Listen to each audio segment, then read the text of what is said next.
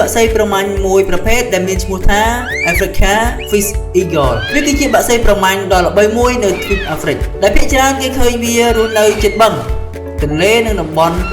សម្បូរទៅដោយទឹកវាមានសម្លេងខ្លាំងៗនិងមានរូបរាងស្រស់ស្អាតរហូតត្រូវបានគេចាត់ទុកថាសម្លេងនៃអាហ្វ្រិកផងដែរចំពោះបាក់សីប្រមាញ់ប្រភេទនេះវាក៏ជាអំបូរនិងសត្វតន្ត្រី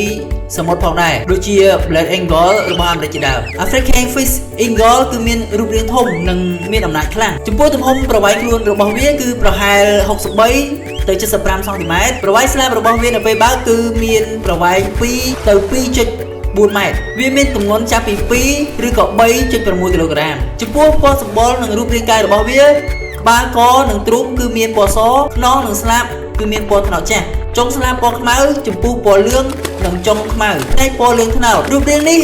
ធ្វើឲ្យយើងមើលទៅគឺវាមានភាពឆើតឆាយនិងទាក់ទាញខ្លាំងណាស់និងងាយសម្គាល់បានទៀតផងចំពោះទីជម្រករបស់បាក់សីប្រមាញ់ប្រភេទនេះគឺវាតែងតែរស់នៅ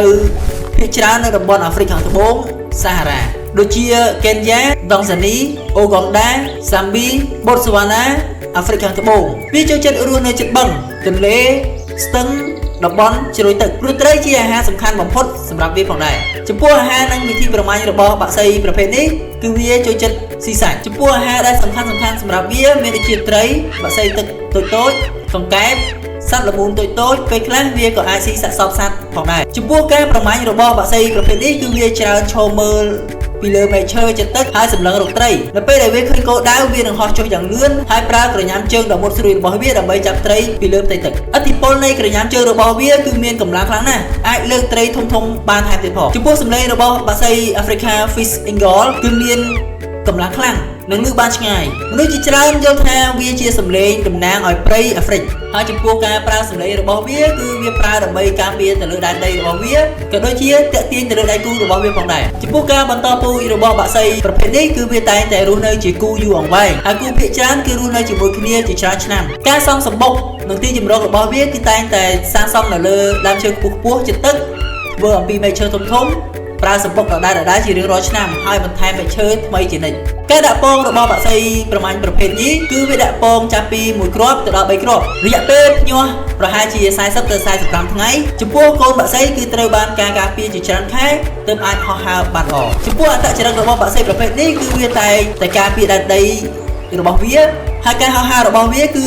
វាចូលចិត្តហោះហើរនៅលើទីខ្ពស់និងបានយូរវាមានភ្នែកមុតស្រួចអាចមើលឃើញត្រីពីចម្ងាយចំពោះសកម្មភាពនៅពេលថ្ងៃនៅប្រទេសអាហ្វ្រិកជាច្រើន Africa Fish Eagle គឺត្រូវបានគេចាត់ទុកថាជានិមិត្តរូបនៃអំណាចសេរីភាពធម្មជាតិព្រៃហើយប្រទេសខ្លះក៏ដាក់រូបវានៅលើត្រារ៉ូតក្រដាសប្រាក់និមិត្តសញ្ញាជាតិផងដែរចំពោះការអភិរក្ស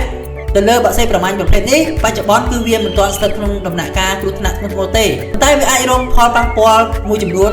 ពីការបំពុលទឹកការបាត់បង់ទីជម្រកការនេសាទហួសកម្រិតនិងសកម្មភាពរបស់មនុស្សដូច្នេះហើយអង្គការអភិរក្សធម្មជាតិជាច្រើនកំពុងតែការពារតំបន់ដែលវារស់នៅផងដែរអ្វីដែលយើងគួរចាប់អារម្មណ៍ទៅលើបាក់សីប្រមាញ់ប្រភេទនេះគឺវាអាចចាប់ត្រីបានពេលកំពុងហោះហើយចំពោះសម្លេងរបស់វាវិញគឺត្រូវបានយកទៅប្រើនៅក្នុងខ្សែភាពយន្តអាហ្វ្រិកជាច្រើនហើយវាមានរូបរាងស្រដៀងទៅនឹង Black Eagle ប៉ុន្តែវារស់នៅអាហ្វ្រិកអាយុកាលរបស់បាក់សីនេះគឺវាអាចរស់នៅបានរយៈពេល20ឆ្នាំ African Fish Eagle គឺជាបាក់សីដែលបង្ហាញអំពីសម្រស់និងភាពអស្ចារ្យនៃធម្មជាតិរបស់អាហ្វ្រិក Please subscribe my YouTube channel